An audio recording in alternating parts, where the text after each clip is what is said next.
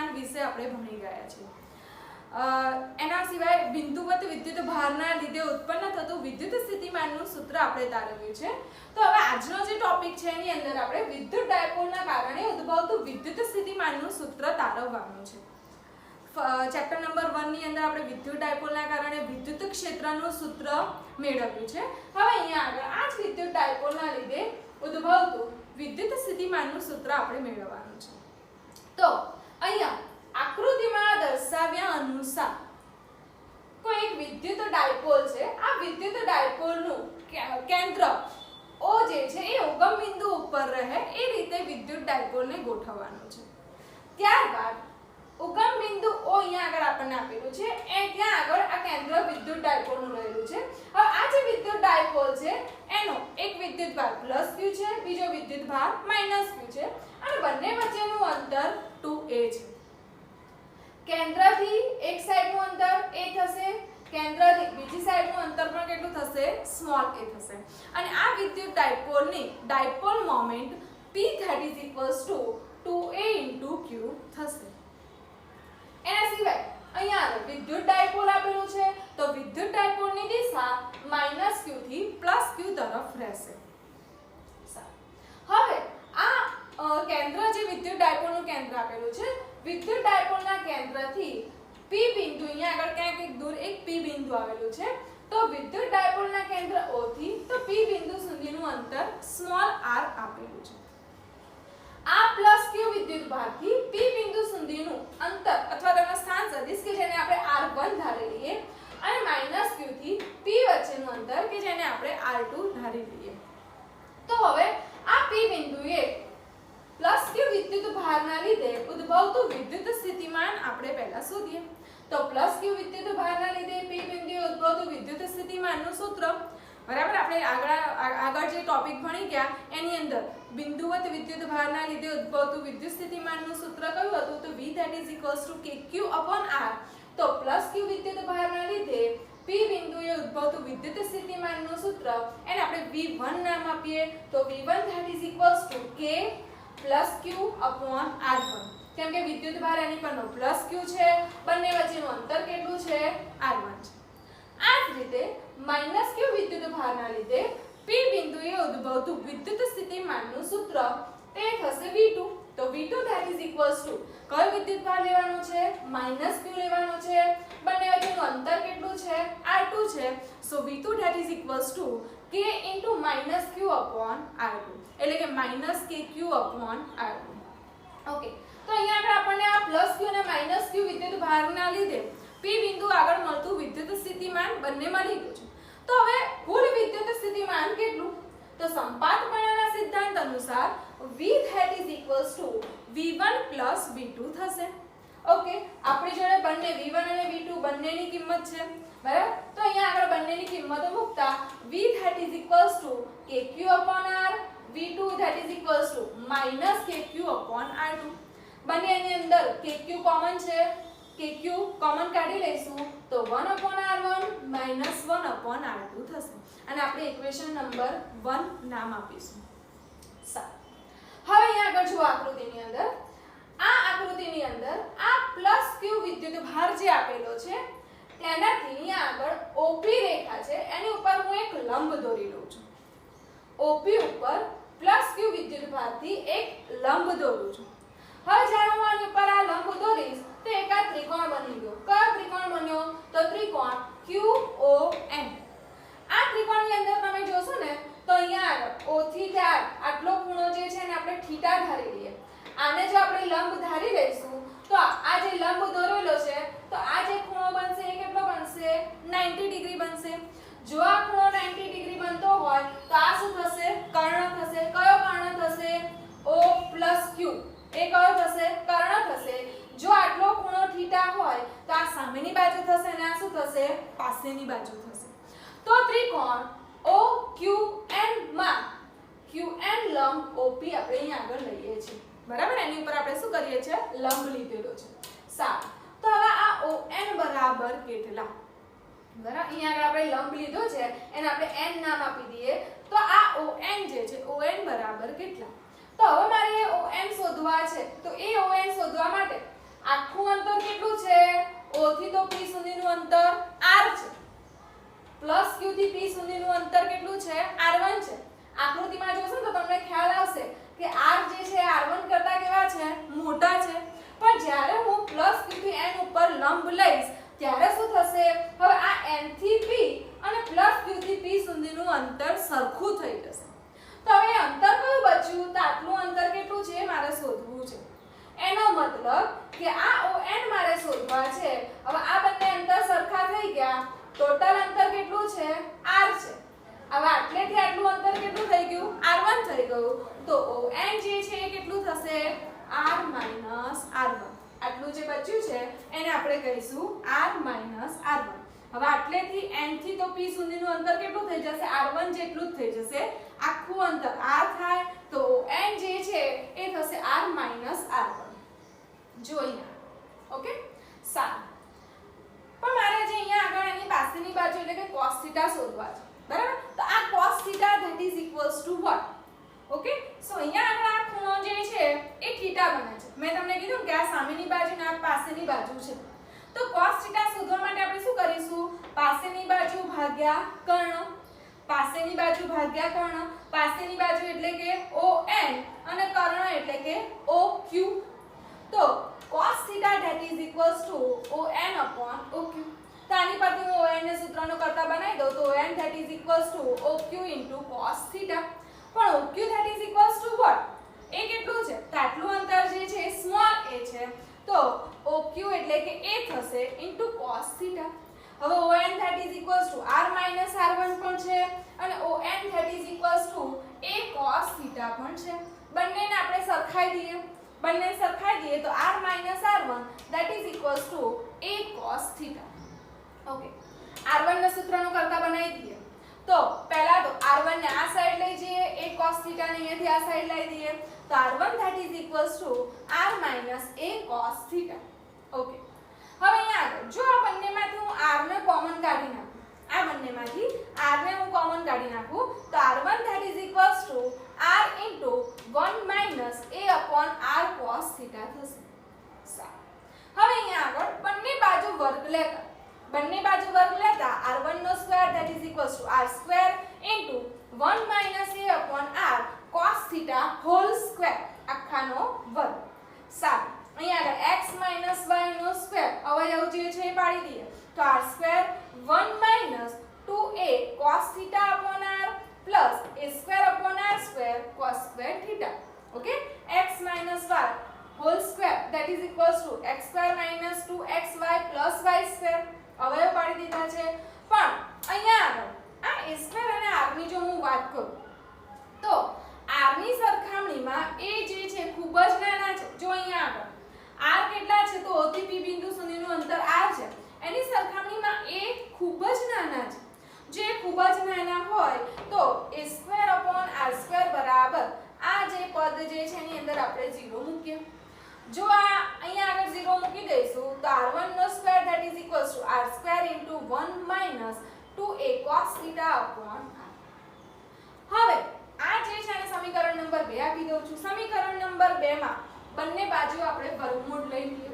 વર્ગમૂળ લઈ લઈએ તો r1 નો સ્ક્વેર છે એનું વર્ગમૂળ r1 r સ્ક્વેર નું r થશે અને 1 2a cos θ upon r એનું વર્ગમૂળ એટલે કે એની 1/2 ઘાત લઈ લઈએ છે. સારું. હવે બંને બાજુ વ્યસ્ત લેતા કેમ કે મારે અહીંયા આગળ 1 r1 જોઈએ છે તો બંને બાજુ વ્યસ્ત લઈ લઈએ તો 1 r1 that is equals to 1 r 1 2a cos θ upon r raised to -1/2 કેમ કે એને આપણે છેદમાં લઈ લઈએ છે. છેદમાં લઈએ ઓકે અને અંશમાં લઈશું તો પાછી ઘાત કેવી થઈ જશે? માઈનસ થઈ જશે. એટલે અહીંયા આગળ આવશે -1/2. ઓકે હવે અહીંયા આગળ આ પણ -1/2 ઘાત છે એ મારે જોઈતી નથી. તો આપણે અહીંયા આગળ દ્વિપદી પ્રમેય નો ઉપયોગ કરવાનો છે. એ વિસ્તરણનો ઉપયોગ કરવાનો છે. તો દ્વિપદી પ્રમેય વિસ્તરણ જે છે એ અહીંયા આગળ કરીશું. તો એ વિસ્તરણ કરતા હંમેશા આપણે ફિઝિક્સ જે છે એની અંદર લગભગ પહેલા બે પદ જે છે એનો જ આપણે ઉપયોગ કરવાનો છે. પાછળના પદ જે છે એને અવગણવાના છે. તો એના પ્રથમ બે પદ જે છે એ લેતા તો પ્રથમ બે પદ લેતા અહીંયા આગળ શું થશે તો 1/r1 that is equals to 1/r as it is in the bracket 1 plus a cos theta upon r એટલે કે આને હું 1 ધારી લઉં અને હું x ધારી લઉં તો ફર્સ્ટ જે પદ થશે એ થશે 1 plus x by 2 2 અહીંયા આગળ ઉડી જશે શું વધશે a cos theta upon r એટલે કે દ્વિપદી પ્રમેય જે છે એનું વિસ્તરણ લઈએ કે ભાઈ 1 plus 1 minus x whole raised to -1/2 આનું વિસ્તરણ કરવું હોય તો એના પ્રથમ બે પદ થશે 1 plus x by 2 પછી માઈનસ પછી આગળનું પદ પછી પ્લસ પછી આગળનું પદ એ રીતે આગળ પણ આપણે એના ખાલી પ્રથમ બે પદ જ લેવાના છે એટલે આપણને આટલું મળશે આને હું આપી દઉં છું ઇક્વેશન નંબર 3 હવે અહીંયા આગળ આકૃતિમાં ફરીથી જુઓ આ જે -q થી p જે છે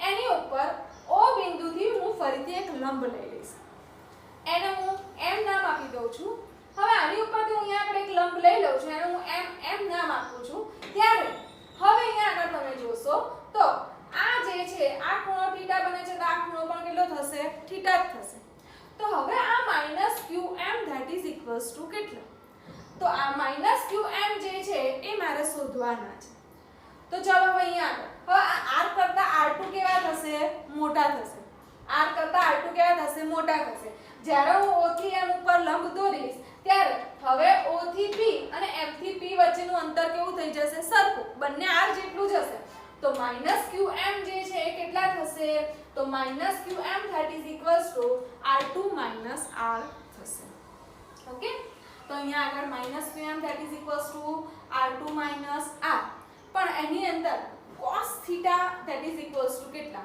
તો cos theta અહીંયા આગળ તમે જોઈ શકશો કે cos theta that is equals to ફરીથી પાસેની બાજુ ભાગ્યા કર્ણ પાસેની બાજુ એટલે કે -qm કર્ણ એટલે કે -q * o okay so -qm એટલે તો કેટલા થશે તો એ થશે અહીંયા આગળ r2 r1 છે ઓકે તો અહીંયા આગળ તો પહેલા એને આપણે પછી લઈએ આ જે છે આને અહીંયાથી આ સાઈડ લઈ લઈએ તો -qm that is equals to o into -q into cos theta સારું -qm એટલે કે r2 r that is equals to o - q એ કેટલા છે સ્મોલ a છે તો અહીંયા આગળ એની જગ્યાએ હું સ્મોલ a મૂકું છું into cos theta આકૃતિમાં કમ્પ્લીટ ખબર પડવી જોઈએ બધું જ આકૃતિ પરથી છે okay so r2 r1 that is equals to a cos theta અહીંયા આગળ હું r2 નું સૂત્રનો કરતા બનાવી દઉં તો r2 that is equals to r plus a cos theta આ બંને પદમાંથી હું r નો કોમન કાઢી નાખું r નો કોમન કાઢી નાખીશું તો 1 plus a upon r cos theta તો r2 નો square that is equals to બંને બાજુ વર્ગ લઈ લઈએ બંને બાજુ વર્ગ લેતા r2 નો square that is equals to r square 1 plus a upon r cos theta whole square બરાબર જે અહીંયા આગળ કર્યું તો ને એ જ બધું હવે અહીંયા ફરીથી કરવાનું છે અહીંયા આગળ આ જે છે એના અવયવ પાડી દઈએ તો હવે આના અવયવ પાડતા r2 square that is equals to r square yes 1 plus a upon r cos theta whole square એના અવયવ થશે 1 plus 2a cos theta upon r plus a square cos square theta upon r square okay x plus y whole square એના અવયવ આપણે પાડીએ છીએ a હવે આગળ જેમ જોયું એ આ લાસ્ટ પદ જે છે એની આપણે વાત કરીએ તો અહીંયા જેમ આકૃતિમાં મેં કીધું હતું એમ r is greater than a એની સરખામણીમાં r કેવા છે ખૂબ જ મોટા હોય તો આ જે લાસ્ટ પદ છે એની અંદર a square upon r square that is equals to 0 લઈ લઈએ તો એની બરાબર 0 લેતા r2 square that is equals to r square 1 plus 2a cos theta upon r થશે ઓકે નાઉ નેક્સ્ટ બંને બાજુ વર્ગમૂળ લેતા બંને બાજુ વર્ગમૂળ લઈશું તો r2 square that is equals to r in the bracket 1 plus 2a cos theta upon r whole raised to 1/2 તો મારે તો 1 upon r2 જોઈએ છે સો બંને બાજુ વ્યસ્ત લેતા 1 upon r2 that is equals to 1 upon r 1 plus 2a cos theta upon r whole raised to અહીંયા આટલું આ જે પદ જે છે એ છેદમાં જશે તો થશે -1/2 ઘાત થશે ઓકે ફરીથી આગળ જેમ જોઈ ગયા એમ ત્રિપદી પ્રમેયનો ઉપયોગ કરતા અહીંયા આગળ જે વિસ્તરણ છે વિસ્તરણના પણ ફરીથી બે જ પદ લેવાના છે અહીંયા 1 minus x whole raise to -1/2 હતું, અહીંયા 1 x હોલ રેઝ ટુ -1/2 છે.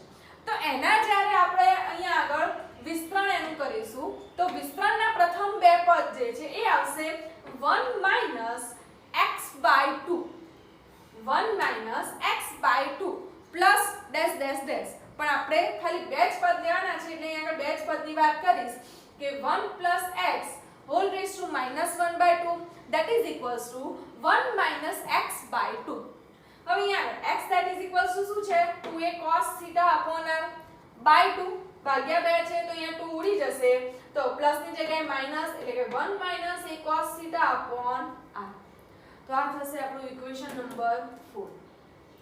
આ જે ઇક્વેશન નંબર 3 અને 4 ની વેલ્યુ આ 3 અને આ 4 બંનેની વેલ્યુ ઇક્વેશન નંબર 1 ની અંદર મૂકી. ઓકે, સો બંનેની વેલ્યુ ઇક્વેશન નંબર 1 માં મૂકતા v that is equals to okay kq તો ઓલરેડી પહેલા અચળ છે જ, બંનેની અંદર શું છે કોન્સ્ટન્ટ છે અને આપણે બાર રાખીશું અને બંને પદની અંદર અહીંયા પણ 1/r છે અહીંયા પણ 1/r છે તો બંનેમાં પણ અહીંયા આગળ કોમન 1/r ને બહાર જ રાખીએ તો v that is equals to kq/r. Next 1 a cos theta upon r વચ્ચે માઈનસ છે so minus 1 a cos theta upon r in the bracket. Okay, so kq/r minus છે આ બ્રેકેટ જે છે એ ખોલી નાખીએ, બ્રેકેટ ઓપન કરી અહીંયા આગળ તો 1 a cos theta minus 1 minus minus plus a cos theta upon r. તો 1 1 ઉડી જશે a cos theta upon r plus a cos theta upon r એટલે કેટલા થશે 2a cos theta upon r થશે. So v that is equals to kq upon r 2a cos theta upon r. તો હવે અહીંયા આગળ 2a into q વિદ્યુત dipole moment કે જેને આપણે p કહીએ છીએ તો qa 2a into q that is equals to p મૂકીએ તો k into p cos theta upon r square. સારું, અહીંયા આગળ p cos theta છે. ઓકે, p cos theta છે ત્યારે હવે આપણને ખબર છે આગળ આપણે ભણી ગયા છે કે ભાઈ p ડોટ r એટલે કે p r cos theta થશે. તો મેં અહીંયા આગળ શું કર્યું છે મારી જોડે r છે નહીં. ઓકે, r જે અહીંયા આગળ નથી તો હું શું કરીશ એનો એકમ સદિશ મૂકી દઈશ એટલે કે p cos theta that is equals to સદિશ p dot r caret. પણ r caret that is equals to what તો સદિશ r upon r એટલે અહીંયા એવું પણ લખાય કે kp upon r cube into અહીંયા આગળ k સદિશ p dot સદિશ r upon r cube એ રીતે પણ એને લખાય. સારું, અહીંયા આપણે એકમ સદિશ લીધેલો છે એટલે કે સદિશ p dot r caret upon r square થશે. ઓકે, k ની જગ્યાએ 1/4π0 લખીને પણ તમે આની ઇક્વેશન જે છે લખી શકો છો કે સદિશ p dot r caret upon 4π0 into r square થશે.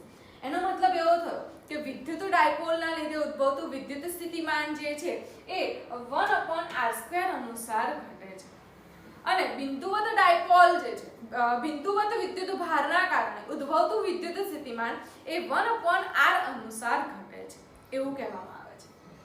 સારું, હવે જ્યારે અહીંયા આગળ cos θ આપેલા છે ત્યારે વિદ્યુત સ્થિતિમાનના આપણે અહીંયા આગળ ત્રણ કિસ્સાઓ વિચારી લઈએ.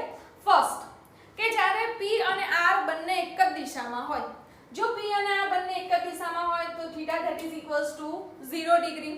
જો θ that is equals to 0 degree અહીંયા આગળ હશે તો cos 0 ની વેલ્યુ 1 થશે. સો v that is equals to kp upon r² થશે. ઓકે, સેકન્ડ, જો p અને r બંને એકબીજાને લંબ હોય 90 ડિગ્રી હોય એટલે કે θ that is equals to π. So cos 90 ની વેલ્યુ 0 તો બધી આની વેલ્યુ કેવી થશે 0. સો v that is equals to 0. Third, જો p અને r બંને એકબીજાની ઓપોઝિટ ડાયરેક્શનમાં હોય સો θ that is equals to π તો cos 180 ડિગ્રીની વેલ્યુ -1 થશે. સો v that is equals to -kp upon r² થશે. ઓકે, સો સ્ટુડન્ટ્સ આપણે અત્યારે અહીંયા આગળ આ વિદ્યુત ડાયપોલના કારણે ઉદ્ભવતું વિદ્યુત સ્થિતિમાનનું સૂત્ર તારવ્યું છે અને એના ખાસ કિસ્સાઓ વર્ણવ્યા છે. આના પછીનો આપણો ટોપિક છે n વિદ્યુત ભારના સમૂહના લીધે મળતું વિદ્યુત સ્થિતિમાનનું સૂત્ર મેળવો. ઓકે, જેમ આપણે ચેપ્ટર નંબર 1 ની અંદર ભણી ગયા હતા ને કે ઘણા બધા વિદ્યુત ભાર જે છે એના લીધે મળતું વિદ્યુત ક્ષેત્રનું સૂત્ર આપણે તારવ્યું હતું. અહીંયા આગળ ઘણા બધા વિદ્યુત ભાર એટલે કે n જેટલા વિદ્યુત ભાર આવેલા હોય ત્યારે એ બધાના લીધે મળતું વિદ્યુત સ્થિતિમાનનું સૂત્ર તારવવાનું છે. એમાં પણ આપણે સંપાતપણાના સિદ્ધાંતનો ઉપયોગ કર્યો તો અહીંયા પણ આપણે સંપાતપણાના સિદ્ધાંતનો ઉપયોગ કરીશું. ઓકે, તો અહીંયા આગળ આકૃતિની વાત કરું છું. આકૃતિમાં જો અહીંયા આગળ આ P બિંદુ આવેલું છે. સપોઝ આ P બિંદુ જે છે અને અહીંયા આગળ આ Q1 વિદ્યુત ભાર છે. તો P થી તો Q1 સુધીના અંતરને આપણે અહીંયા આગળ કહીશું અથવા તેના સ્થાન સદિશને આપણે કહીશું R1P. એ જ રીતે P થી Q2 સુધીના અંતરને કહીશું R2 અને એના સ્થાન સદિશને કહીશું R2P. P થી Q3 એને આપણે R3P કહીશું. એ જ રીતે ડેશ ડેશ ડેશ n મો જે વિદ્યુત ભાર હશે એના માટે P થી તો Qn સુધીના અંતરને આપણે Rn કહીશું અને એના સ્થાન સદિશને આપણે Rnp કહીશું. Okay, done. સારું, તો હવે આ P બિંદુ આગળ Q1 વિદ્યુત ભારના લીધે મળતું વિદ્યુત સ્થિતિમાન કેટલું? તો P બિંદુ આગળ Q1 વિદ્યુત ભારને કારણે મળતું વિદ્યુત સ્થિતિમાનને હું V1 નામ આપી દઉં. તો V1 that is equals to, હવે અહીંયા આગળ ડાયપોલ હશે તો V નું જે સૂત્ર જે છે Kp/r² છે. બરાબર, Kp.r²/r² છે. પણ બિંદુવત વિદ્યુત ભારને કારણે મળતું વિદ્યુત સ્થિતિમાનનું સૂત્ર એ થશે Kq/r. તો અહીંયા આગળ તમે જોઈ શકો છો કે V1 that is equals to Kq1 અહીંયા આગળ પહેલો વિદ્યુત ભાર છે તો વિદ્યુત ભાર Q1, બંને વચ્ચેનું અંતર એને આપણે કહીશું R1P. એ જ રીતે Q2 માટે વિચારીએ તો Q2 માટે વિદ્યુત સ્થિતિમાન V2 that is equals to Kq2/R2P dash dash dash. n માં વિદ્યુત ભાર માટે Vn that is equals to Kqn/Rnp થશે. ઓકે, સો હવે અહીંયા આગળ સંપાતપણાના સિદ્ધાંતનો ઉપયોગ કરીશું અને વિદ્યુત સ્થિતિમાન એ અદિશ રાશિ હોવાથી કુલ વિદ્યુત સ્થિતિમાન V that is equals to V1 plus V2 plus V3 plus dash dash dash plus Vn થશે. ઓકે, અહીંયાથી આપણે V1 V2 up to Vn ની બધી વેલ્યુઝ જે છે અહીંયા આગળ એનું ઇક્વેશન અહીંયા મૂકી દઈએ. સો દરેકની અંદર K કેવા છે? કોમન. કુલમનો અચળાંક K જે છે અચળ છે એને હું બહાર કોમન કાઢી નાખીએ કે in the bracket Q1/R1P plus Q2/R2P plus dash dash dash plus Qn/Rnp થશે. હવે જો અહીંયા આગળ તમે દરેક વિદ્યુત ભાર ભાગ્યા સ્થાન સદિશ, દરેક વિદ્યુત ભાર ભાગ્યા સ્થાન સદિશ એ બધાનો શું છે? સરવાળો છે. તો એ સરવાળાને હું સિગ્મા સ્વરૂપે પણ લખી શકું છું. તો K as it is sigma. હવે ક્યાંથી વિદ્યુત ભાર અને અહીંયા આગળ અંતર બંને ક્યાંથી શરૂઆત થાય છે? તો 1 થી તો n સુધી થાય છે. ઓકે, સો Q1/R1P plus Q2/R2P plus dash dash dash plus Qn/Rnp થશે. ઓકે, તો 1 થી તો n જે છે એને હું નામ આપી દઉં છું I. તો K sigma I that is equals to 1 to n. અહીંયા જો Q ની વેલ્યુ 1 થી તો n સુધી છે તેને આપણે Qi તરીકે લખીશું. છેદમાં R1P R2P થી Rnp છે તો 1 થી n એને આપણે I તરીકે અને P ને as it is એટલે કે અહીંયા આગળ થશે RIP.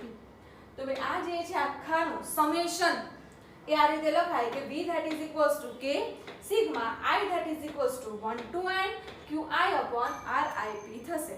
જ્યાં I that is equals to 1 2 3 up to dash dash dash n.